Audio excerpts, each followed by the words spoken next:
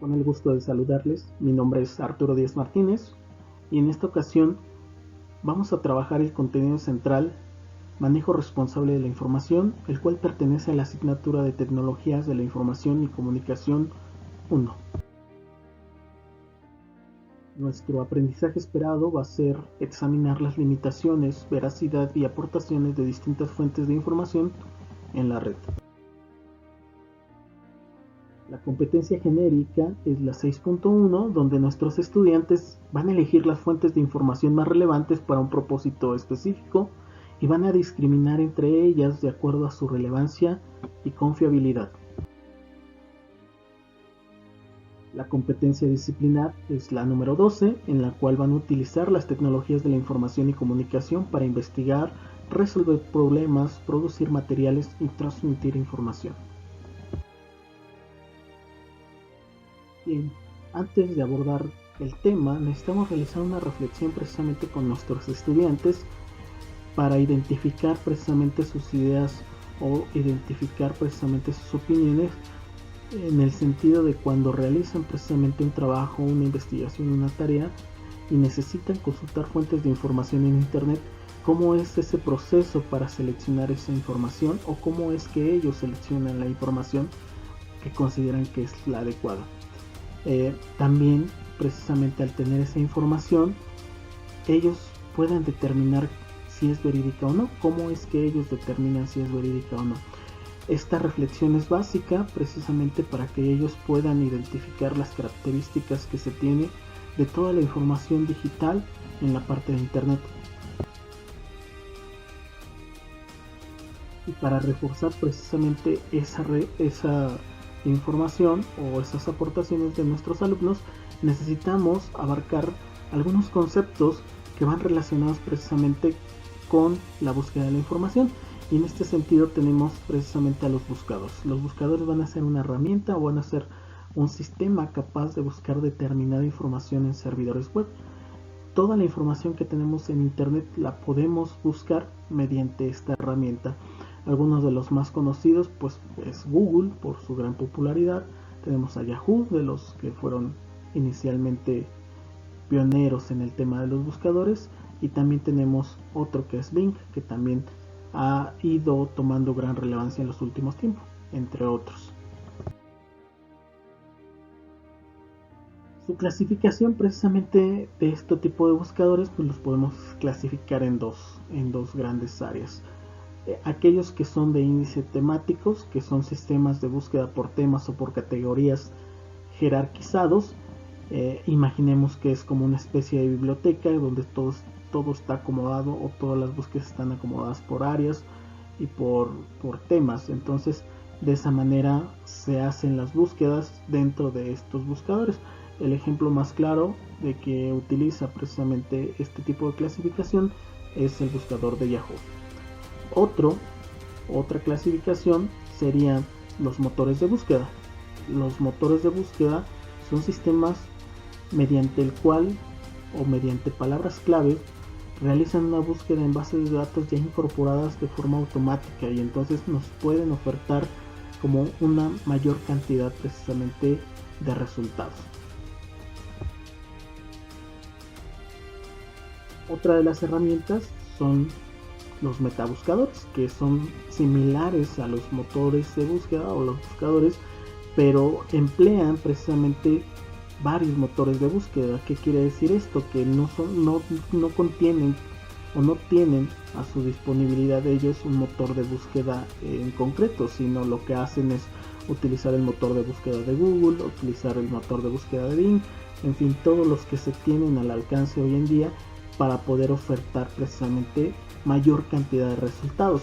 Lo que tiene precisamente como ventaja es que voy a tener precisamente una mayor cantidad de resultados porque es una búsqueda en todos los buscadores que se tienen en la parte de internet, pero por otro lado voy a tener sí la gran cantidad de resultados, pero me va a ser difícil discriminar esa información y obviamente jerarquizarla de acuerdo a mi finalidad, ¿no? Entonces, por un lado voy a tener más resultados, pero también voy a tener mayor cantidad de información a procesar y a determinar si es verídica o no.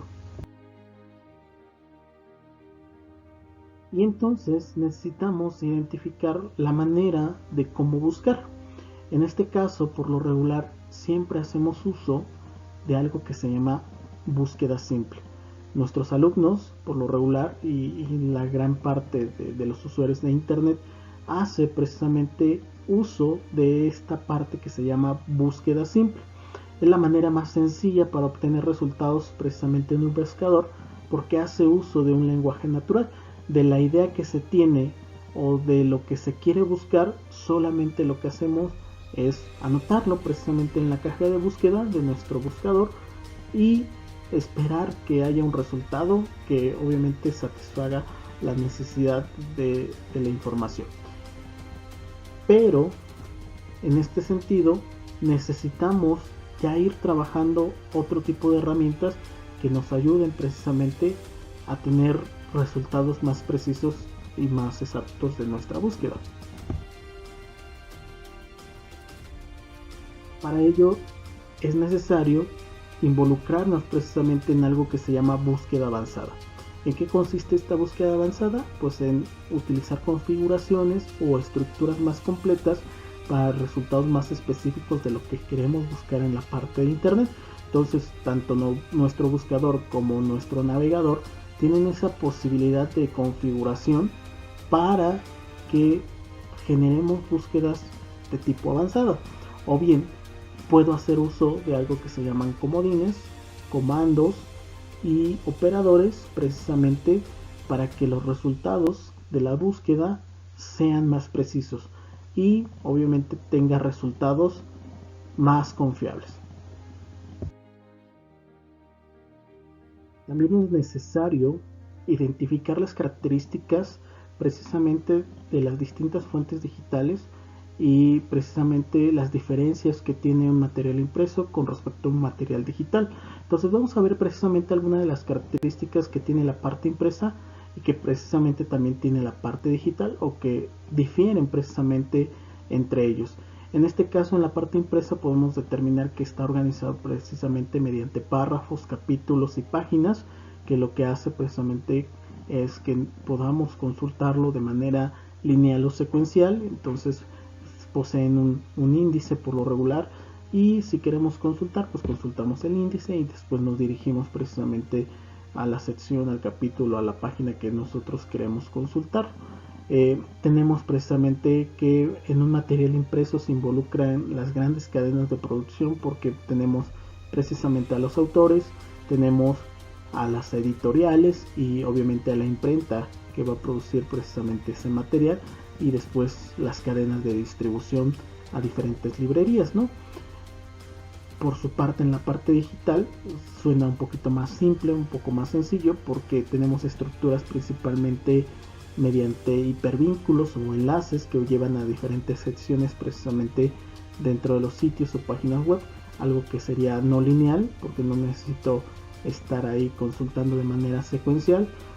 Tenemos las consultas múltiples en el sentido de que al ser un material digital cualquier usuario puede estar consultando la fuente al mismo tiempo, a diferencia precisamente de los materiales impresos que a la vez pues solamente una persona utiliza en el momento, ¿no? Y también su fácil acceso a la información porque podemos extraer parte de información del contenido digital y obviamente ocuparlo en otro trabajo. También tenemos que cualquier persona se puede volver editor y autor precisamente de ese contenido digital. Obviamente aquí conlleva mucha responsabilidad en el sentido de que lo que compartamos o lo que estemos desarrollando precisamente sea lo más verídico posible y sustentado precisamente en diversas fuentes de información. También tenemos diversos formatos de consulta porque no solamente estamos hablando de las cuestiones de hipervínculos en cuestiones de HTML o de páginas web, sino también en diversos formatos como procesadores de texto, como Word, como visualizador de archivos en PDF o presentaciones digitales. Entonces tenemos una amplia gama precisamente de formatos para esa consulta o de generación de recursos. También hacen uso precisamente de elementos multimedia, ¿no?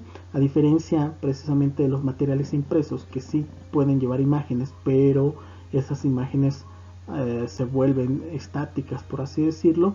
En la parte digital tenemos elementos multimedia que hacen mucho más atractivo la consulta del material, ¿no? En el sentido de que puedo tener imágenes, que puedo tener video, que puedo tener audio, que puedo tener animación, y entonces lo que hace que precisamente atraiga a nuestros estudiantes y sea mucho más sencillo el digerir o utilizar esa parte de la información, ¿no? También tiene la capacidad de almacenar gran cantidad de información, a diferencia del material impreso.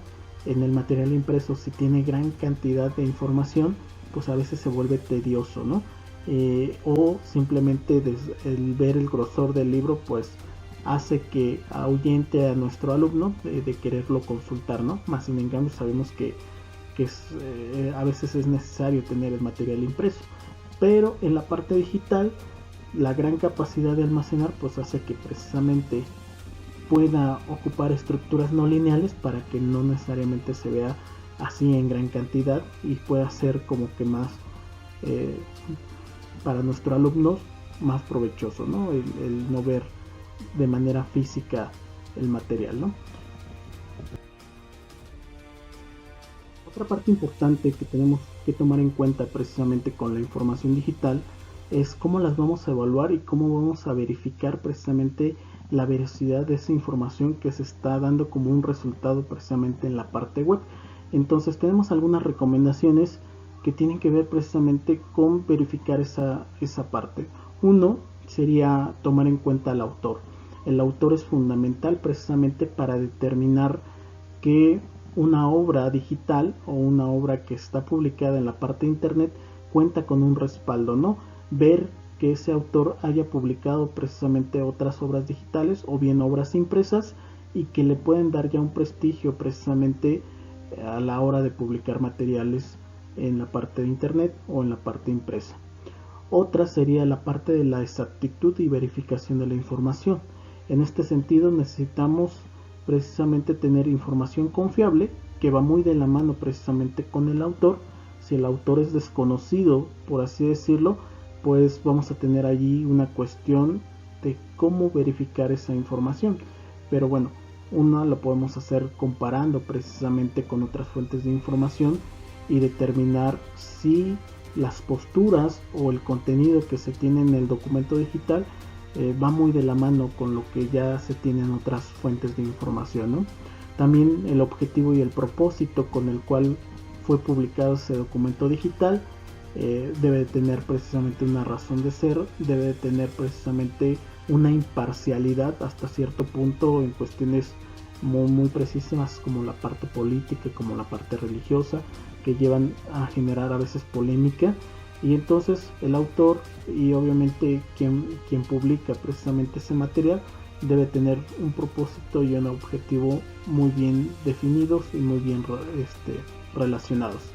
Por otro lado tenemos también la parte de la calidad, en el sentido de que el material que se ha publicado o el material que tenemos en la parte de la web tiene que ver con que fue publicado tal vez con una universidad de prestigio, tal vez con una organización sin fines de lucro. Eso nos va a dar precisamente una mayor calidad obviamente en la información.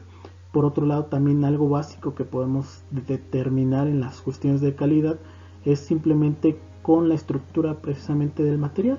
Si vemos que hay muchas cuestiones de ortografía, de gramática, entonces nos empieza a generar ruido y obviamente podríamos determinar que no es una publicación confiable, ¿no? Entonces eso es como parte fundamental.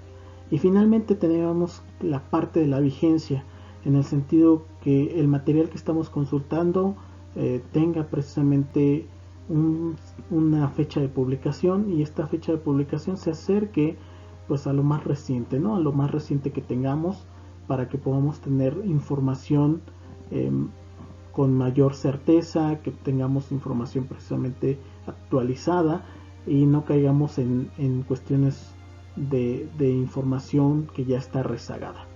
Entonces esas son algunas recomendaciones para poder evaluar y para checar precisamente la veracidad que tenemos en las cuestiones de información en cuestiones de publicaciones digitales.